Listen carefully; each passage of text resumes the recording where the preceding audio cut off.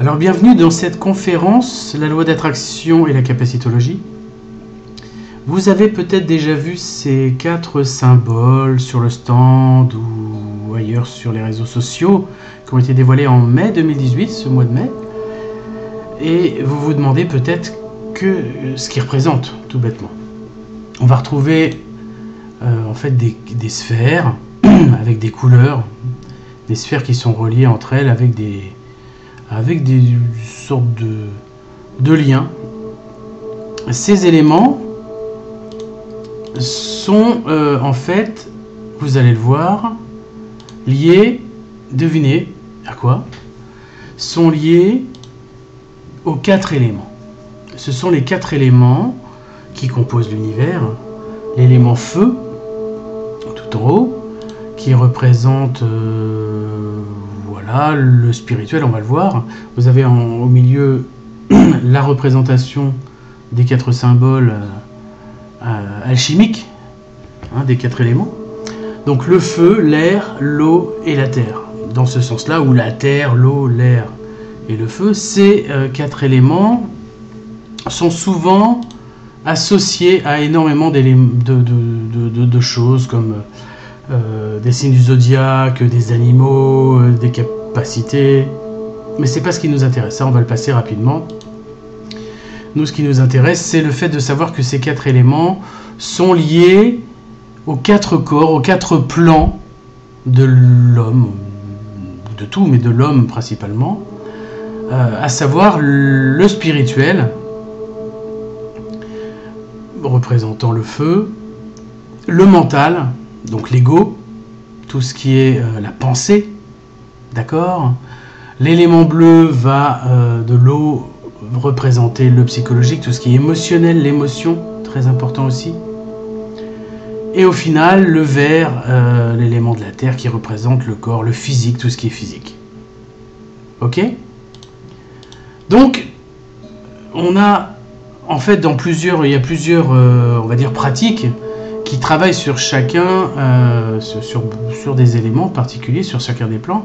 En psychologie positive, on va traiter de l'émotionnel et du mental.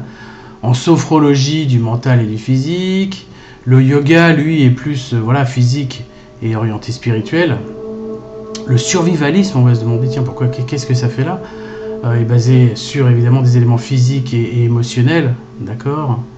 La théosophie ou la religion qui va être sur l'émotionnel et le spirituel. Et la loi d'attraction sur le mental et le spirituel. Les étoiles ici que j'ai représentées, celles qui sont coloriées, c'est celles où j'ai une formation particulière. Je suis coach en psychologie positive pour me présenter. Je suis sophrologue et je donne personnellement moi-même, les étoiles rouges ici, des cours dans le survivalisme. Je suis moniteur en survivalisme et spécialiste aussi de la loi d'attraction, en référence à toutes les conférences que j'ai données depuis 2 ans maintenant, sur internet ou en réel comme maintenant. La capacitologie, en fait, qui a été créée en 2018, c'est une science, une pratique, un ensemble de pratiques et de pratiques et de méthodes qui vont agir sur chacun des 4 plans. Le plan spirituel, le plan mental, le plan émotionnel et le plan physique. À travers, en fait, c'est chacun de ces 4 symboles qu'on va détailler dans cette conférence, justement. Alors, la première des choses, c'est le mental. Tout passe pour moi, en tout cas, par le mental. J'ai un background d'informaticien depuis plus de 25 ans. Le mental, qu'est-ce que c'est? C'est la pensée. En fait, c'est la petite voix qu'on a dans notre tête. La petite voix qu'on a dans la tête, qui est en fait gérée par plus de 100 milliards de neurones qu'on a dans le cerveau. Il n'y a pas que le cerveau dans lequel on a des neurones, on en a aussi dans le ventre, dans les intestins, on a 500 millions de neurones dans l'intestin et près d'une centaine de milliers dans le cœur aussi. Donc quand on parle de neurones, c'est pas seulement le cerveau, c'est aussi le ventre et le cœur. D'accord, des fois on est guidé par son ventre, parce qu'il y a des choses à écouter aussi par rapport à ce qu'on ressent dans le ventre. La pensée, c'est 60 000 pensées par jour, 60 000 pensées par jour. Ça, ce sont les neurosciences qui nous l'indiquent. sachant que 95% c'est les mêmes qu'hier, que la veille, on veut dire. Et ce qui est intéressant de savoir et de se rappeler, de prendre conscience, c'est qu'on n'a pas de contrôle conscient sur sa pensée. On ne contrôle pas sa pensée. Quoi qu'on puisse en dire, notre pensée, on ne la contrôle pas. Si je vous dis ne pensez pas à la couleur verte, trop tard vous avez pensé à la couleur verte. Hein, on ne peut pas arrêter sa pensée, hein, même en méditation. Au contraire, la méditation c'est pour focaliser sa pensée, c'est pas pour arrêter de penser. D'accord ? Donc c'est important de savoir qu'on ne la contrôle pas, ce n'est pas nous, on n'est pas notre pensée. Hein, la preuve c'est que qui est destinataire de notre pensée? Qui entend notre pensée? On est la seule personne à entendre notre pensée. Donc elle est destinée à nous. C'est nous qui sommes destinataires individuellement de cette pensée. La pensée, alors ce n'est pas un sens subtil. Pour moi, alors qu'est-ce que c'est qu'un sens subtil? On a les 5 sens, on les connaît, la vue, l'odorat, l'ouïe, le goût, le toucher. Mais on a aussi 5 autres sens qui sont les 5 sens subtils. Par exemple, la vue subtile, c'est le fait de voir des choses qui n'existent pas dans notre champ visuel habituel. Si je veux dire visualiser une fraise, il n'y a pas de fraise ici dans la salle, mais vous pouvez, en fermant les yeux, imaginer et voir avec sa forme et sa couleur une fraise rouge avec ses petites feuilles vertes au-dessus, ses petits points. D'accord? Et même en ouvrant les yeux, vous pouvez continuer à voir cette fraise. C'est ce qu'on appelle la vue subtile. Hein, il existe sur le même plan l'ouïe subtile. Hein, si vous pensez à un anniversaire, la petite musique qu'on chante quand il y a le gâteau d'anniversaire, Happy Birthday to You, vous pouvez écouter, entendre en tout cas, écouter la petite musique du joyeux anniversaire. C'est exactement la même chose pour les 3 autres sens. Bien que ce soit un petit peu plus compliqué pour l'odorat subtil, se rappeler une odeur ou se rappeler un goût, hein, une tarte au citron meringuée, peut-être que ça vous fait saliver, hein, ça c'est ce qu'on appelle le goût subtil.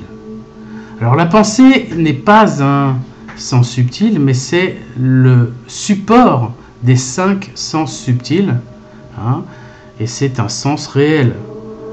La pensée peut elle aussi avoir son équivalent subtil, hein, c'est ce qu'on va voir par la suite.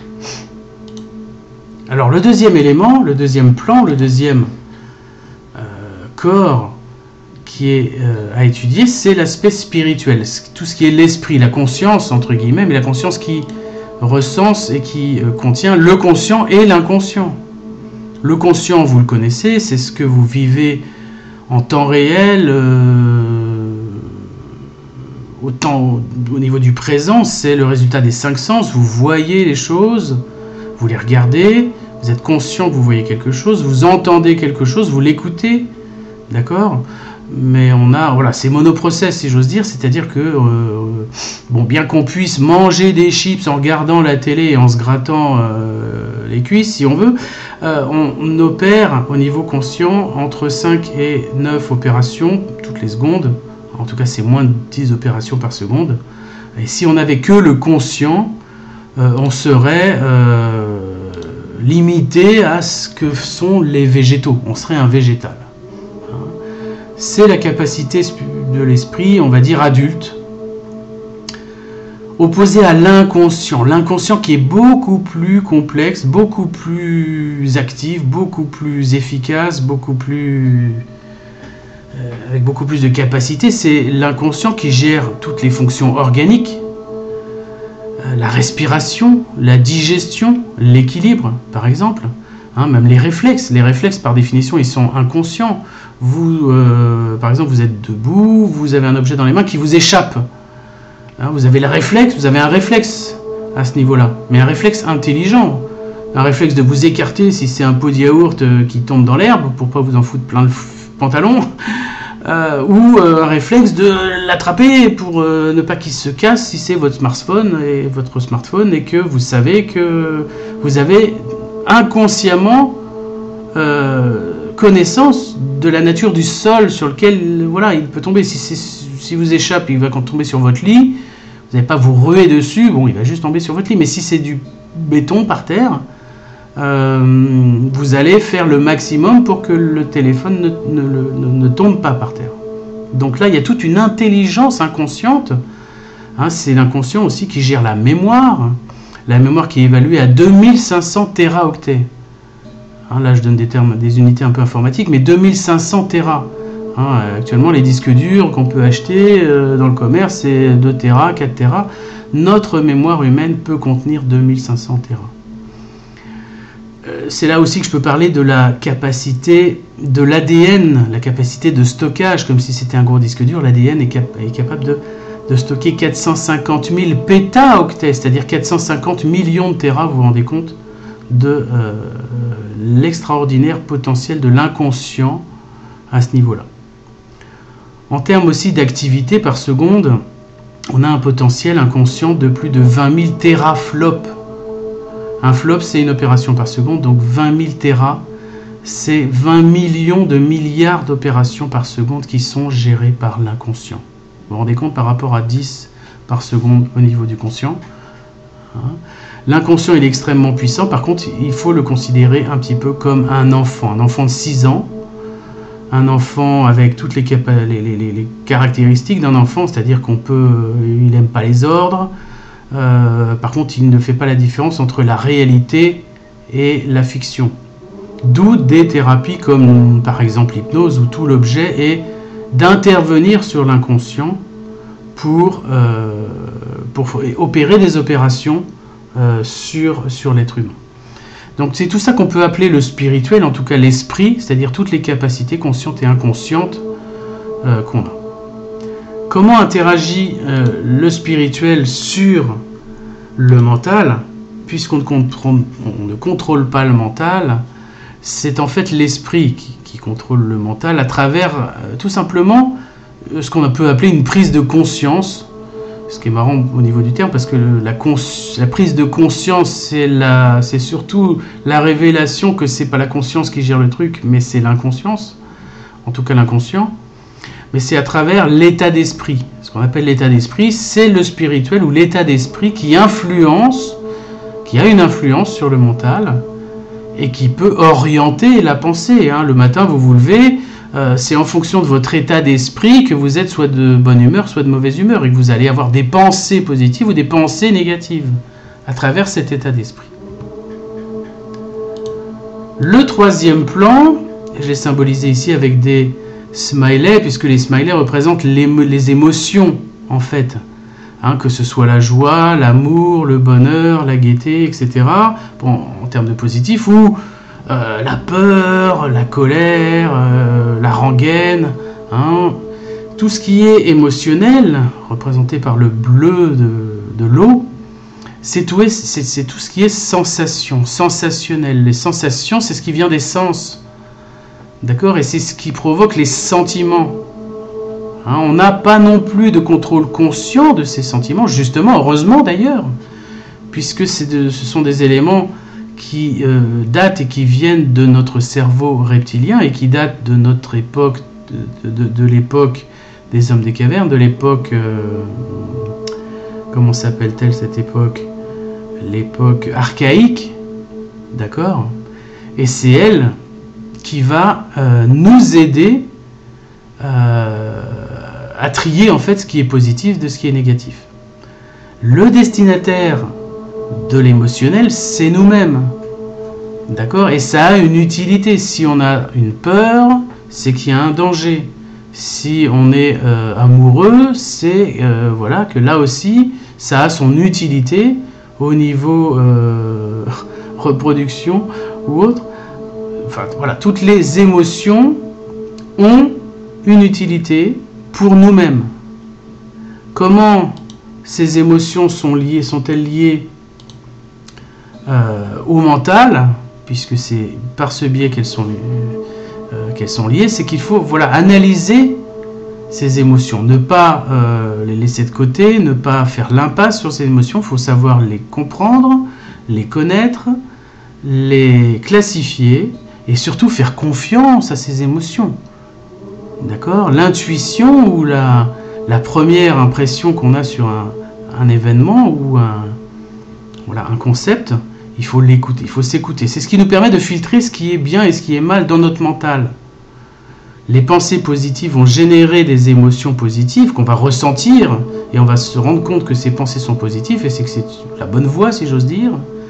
À l'inverse, les pensées négatives vont générer des émotions négatives qui vont nous dire attention, ça c'est pas la bonne voie. Donc le maître mot, c'est l'intuition au niveau de l'émotionnel, d'accord, qui permet d'écouter et de filtrer les éléments qu'il y a dans notre pensée, qui sont dans notre pensée. Le quatrième corps, le quatrième plan, c'est l'aspect physique. L'aspect physique, on est sur cette terre incarné avec un corps. On est un esprit dans un corps, hein, on n'est pas un corps avec un esprit. On est dans beaucoup de philosophie de développement personnel dans ce qu'on appelle dans notre expérience 3D, incarné en mode 3D. 3D, voilà, c'est tout ce qui est véritablement physique. C'est le plan le plus dense, d'accord, c'est une expérience de densité maximale qu'on opère, et on a, contrairement à la pensée et à l'émotionnel, un contrôle conscient pour la plupart des gens en tout cas, un contrôle conscient de ce qu'on fait physiquement, quand on agit physiquement avec notre corps. Le corps qu'on appelle le temple, et qu'il faut préserver, voilà. Donc à titre d'information, voilà le corps humain qui est composé, voilà, 65% d'oxygène, 18% de carbone, 10% d'hydrogène, 3% d'azote, du calcium, du potassium, etc. Donc tout ça, ce sont des éléments, on va dire, physiques, et qui aussi, on devait les acheter sous forme, je sais pas, de poudre, ne coûterait que 140 €. Un corps humain, c'est 140 €. C'est 2 € le kilo, à peu près. Voilà, c'est en matière, c'est ce que l'on est physiquement. Alors, le corps est lié en fait à l'émotionnel à travers le fait que c'est l'émotionnel qui va guider et qui va diriger et qui va décider de ce qui va se passer dans le monde réel. Vous avez ici une représentation de l'arbre séphirotique avec les 10 sphères séphirotiques, les 10 séphiras, et en fait seule la sphère numéro 10 représente le monde réel, tous les autres étant depuis la création de l'univers, enfin tout ce qui est processus créatif, de 1 à 9. On pourra en parler plus tard, j'ai pas trop le temps d'exposer ça ici, mais le physique, c'est le véritable passage à l'acte. C'est ça qui va nous faire agir. Si on ne fait rien, on est mort. Si on ne bouge pas son corps, on est mort. D'accord? Et c'est en tout cas aussi très important parce que c'est tout ce qui va déterminer le relationnel, c'est-à-dire la relation qu'on va avoir avec les autres. Si on ne bouge pas, si on ne sort pas de chez soi, si on reste sur son canapé, on n'aura aucune relation, on n'aura aucun relationnel avec autrui, et ce sera pas génial pour avancer. Donc voilà un petit peu complètement, même ce qui est le premier symbole de la capacitologie, le symbole numéro 1 qu'on appelle UD, ça c'est une sorte de U et de D, on l'appelle UD, comme ça en une seule syllabe dans les conférences, etc. On dit UD, ça veut dire ça veut dire l'étude, c'est le symbole qui explique comment du spirituel on passe au mental, du mental à l'émotionnel et l'émotionnel au physique.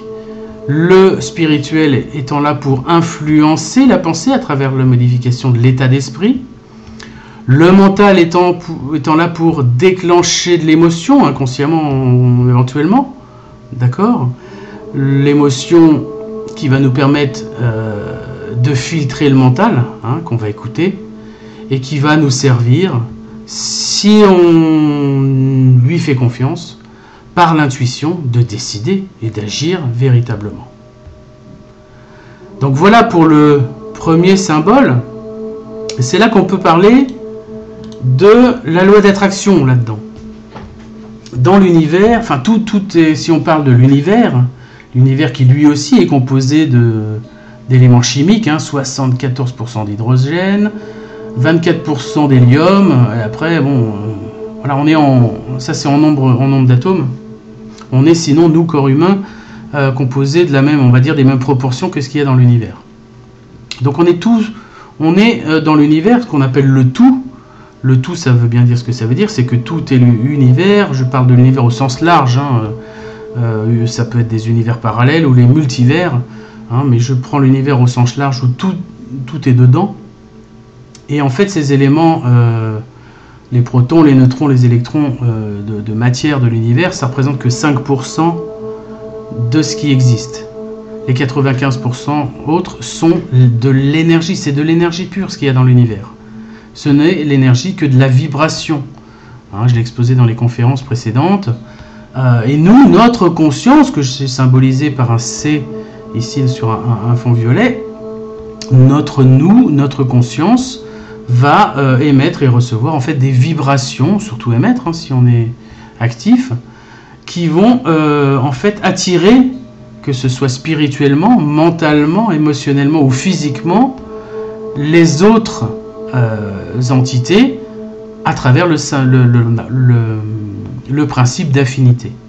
Hein, c'est là qu'intervient la loi d'attraction, qui est un processus qui est mental et spirituel, d'accord, qu'on étudie et qui nous permet de comprendre qu'il suffit en particulier d'appliquer de l'énergie, de l'intérêt, de l'attention aux éléments qui nous intéressent pour les attirer dans notre vie, qu'on en soit conscient ou non et que ce soit positif ou non. C'est ça qui est extrêmement important. Hein, je fais référence à toutes les autres conférences sur la loi d'attraction que j'ai pu faire cette année et l'année dernière. Le deuxième symbole de la capacitologie, ça va être là aussi un autre cheminement qui va mettre en pratique d'abord, là encore, on va commencer par le mental, parce que tout vient de là. Hein, le mental, c'est l'étude, c'est comprendre. Le premier symbole, c'est savoir. Savoir parce que c'est mieux de savoir que croire. Croire, quand on parle de croire, de croyance, il reste une sorte de doute. Hein, quand on étudie de manière scientifique ces choses-là, on acquiert en fait une sorte un savoir qui est mieux que la croyance, parce que le savoir, c'est 100% de chance, 100% vrai en tout cas pour nous. Hein, on peut acquérir et développer ce mental de savoir à travers la méditation. La méditation, j'insiste, c'est pas un élément sur lequel on arrête la pensée, on ne peut pas arrêter sa pensée, hein, mais c'est sur lequel c'est un élément centripète, l'inverse de centrifuge, sur lequel on concentre sa pensée sur un élément précis, et on a le choix. Rien ne nous empêche de faire autre chose, d'aller faire du foot si on préfère, plutôt que de pratiquer l'étude. Le deuxième point, c'est le dire. Le dire, c'est-à-dire la verbalisation. Extrêmement important, en tout cas pour moi, informaticien, c'est ok, on ne contrôle pas ses pensées. Il y a plein de pensées qui peuvent passer dans notre tête, mais par contre, ce qu'on dit, en général, sauf exception, on est maître de ce qu'on dit et de ce qu'on verbalise correctement, de ce qu'on peut dater, de ce qu'on peut utiliser les bons temps pour dire je veux ça, je le dis oralement, je peux même l'écrire, mais alors on peut l'écrire pour soi et le dire plus pour les autres. Hein, vous savez bien que l'oral est beaucoup plus efficace en termes de relation que l'écrit. Hein, un SMS peut très bien être mal interprété. Hein, on parle du verbe ici au sens large, le logos, hein, c'est ce qui crée l'univers, c'est la parole. D'accord, ça peut être l'écrit. La gratitude peut être effectivement ici une excellente façon de filtrer et de générer dans l'univers les phrases, les intentions qui nous font plaisir pour les attirer tout simplement dans notre vie. Le troisième plan à ce niveau-là, c'est au niveau de l'esprit, c'est l'être. Au lieu de vouloir, parce qu'on a fait des conférences, on a lu des livres, on a rencontré des gens, mais on n'est que dans la théorie, c'est pas génial. Ok, on veut le faire, mais il faut passer à... Il faut se transformer son être. Être, c'est mieux que simplement vouloir. C'est être prêt déjà au changement vers un progrès. C'est cette prise de conscience dont j'ai parlé tout à l'heure. Et c'est la progression vers l'éveil, qu'on verra dans les symboles suivants. Le quatrième et dernier point sur ce deuxième symbole, c'est le physique. Bah, évidemment, il faut agir. Là aussi, je parlais de rester sur son canapé. Ça ne mènera à rien. C'est 50% du chemin en termes de pensée, d'émotion pour arriver à nos buts. Mais les 50% restants, c'est l'action. C'est le physique. D'accord? C'est mieux qu'à d'agir. C'est bien sûr mieux qu'attendre. C'est donner pour recevoir. On va donner parce qu'on va vibrer dans la fréquence des éléments qu'on veut attirer, dans le but de recevoir des éléments qui sont dans la même fréquence. On va donner de la colère, on va recevoir de la colère. On va donner de l'amour, on va recevoir de l'amour. On va donner de la joie, on va recevoir de la joie. On va donner de la haine, on va recevoir de la haine. On va donner de la connaissance, on va recevoir de la connaissance. C'est le but de la vie. C'est ce qu'on appelle la loi d'abondance dans la loi d'attraction. C'est un peu là-dessus qui est simplement limité, les choses que vous avez pu voir comme dans Le Secret, etc. C'est la version 1 de la loi d'attraction, mais c'est important. Donc voilà ce qu'est le deuxième symbole de la capacitologie. Symbole qui ressemble à un Z, qui fait un rond, on l'appelait Zo. Symbole numéro 2 qu'on appelle la formule. C'est un peu la formule magique. Le savoir, dire, être et agir. On sait parce que c'est mieux que croire, on dit parce que c'est mieux que penser, on est parce que c'est mieux que simplement vouloir, et on agit parce que c'est mieux qu'attendre. Alors ce qui est intéressant, c'est que cette formule de la capacitologie, du symbole numéro 2, ressemble beaucoup à la formule de l'alchimie ou de la magie, qui est savoir, vouloir, oser et se taire. Savoir, vouloir comme être, oser qui représente agir. La grosse différence, c'est entre le se taire de l'époque, à l'époque où ces sciences hermétiques, alchimistes et hermétiques, qui devaient rester secrètes, réservées à une élite. C'est hors de question de nos jours de réserver ça à une élite. L'élite connaît déjà tous ces éléments. Le but de la capacitologie, c'est que tout le monde doit connaître ce potentiel que chacun possède, sans aucune limite et sans aucune hiérarchie. Il n'y a pas de gourou, il n'y a pas d'êtres de lumière qui ont la connaissance et qui doivent être suivis de manière hermétique et les yeux fermés. On a tous exactement les mêmes capacités.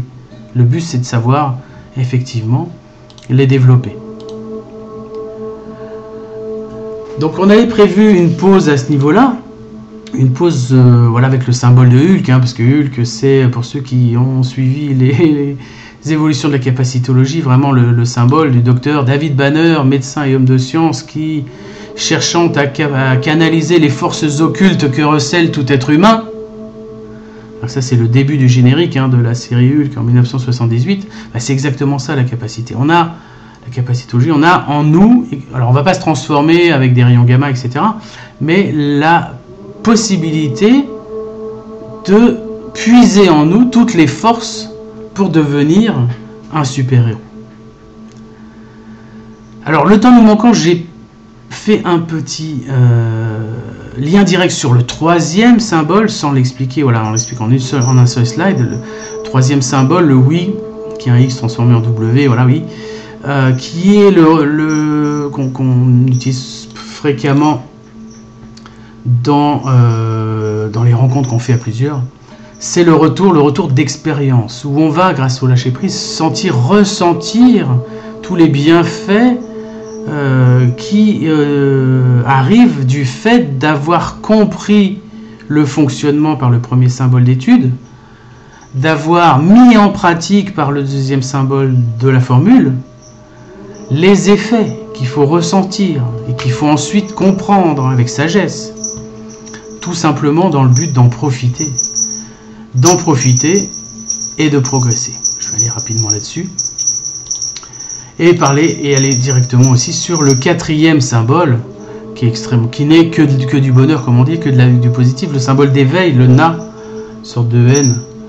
Voilà, on dit na, ça veut dire, voilà, on sait de quoi on parle, c'est-à-dire joie, bonheur, bien-être et amour finalement, pour voilà, être le plus heureux du monde, puisque c'est un petit peu le but de tout être humain, c'est voilà, de ressentir du bonheur. Voilà, je recentre un peu le smiley du milieu. Voilà. Donc voilà un petit peu beaucoup ce que sont les 4 symboles de la capacitologie. Le symbole d'étude, la formule, le retour d'expérience et l'éveil. Alors vous allez me dire, à quoi ça sert tout ça dans ma vraie vie, hein? On a recensé en fait 4 grosses parties de là où peut agir la capacitologie. 4 éléments au niveau de l'émotionnel, c'est-à-dire le stress, la colère, les phobies et toutes les émotions au sens large, hein, la haine, etc. Au niveau physique, le sport, pas trop, mais ça traite de l'alimentation, ça traite du sommeil, de la sexualité éventuellement aussi, ou de toutes les douleurs physiques qu'on peut recevoir. On a mal aux pieds, on a mal au ventre, on a mal au dos, on a mal au cou. Pourquoi et comment changer tout ça? Au niveau mental, la capacitologie a les moyens, les méthodes pour gérer tout ce qui est addiction. Le fait de comprendre mentalement pourquoi on est voilà, alcoolo, drogué, etc. L'abandon aussi est un point très important qu'on peut traiter par la compréhension et par l'acceptation, etc. Au niveau de la capacitologie, ainsi que la confiance en soi, ainsi que les éléments de dépression. Le dernier point, l'estime de soi, les 4 derniers éléments qu'on traite avec la capacitologie, c'est l'estime de soi, le développement personnel, puisqu'évidemment, la capacitologie, c'est du développement personnel, d'accord, et c'est orienté des positivités, hein, c'est le point, c'est le maître mot, etc. Et c'est là qu'on a mis aussi l'aspect entreprise, puisque ces éléments s'adressent aux créateurs d'entreprise, aux chefs d'entreprise, hein, pour tout ce qui est, voilà, on parle de super-héros, ça veut dire entreprise. Alors, on a aussi, ces éléments sont traités, comme on vient de le voir, en consultation, hein, et si on ne veut pas suivre, excusez-moi, une ou plusieurs consultations, on propose un programme de stage sur 2 jours, extrêmement bien goupillé. J'ai pas le temps ici de vous montrer les vidéos, mais ça va être tout simplement divisé en 4, 2 demi-journées, un week-end en général, sur la côte vendéenne ou ici, sur les 4 symboles, d'accord, l'étude de l'existant, la formule pratique, le retour d'expérience et l'ancrage dans l'éveil. On a aussi, alors là on va pas avoir le temps de le faire, mais des exercices, hein, tout le physique par exemple c'est branché sur du respiratoire, de la concentration, de la méditation, hein, et avec des éléments complètement hallucinants en termes de capacité, la mémorisation de 48 éléments, hein, qui sont restitués en général le lendemain de manière extrêmement magique. On développe une capacité extrêmement concrète ici, de mémorisation extraordinaire.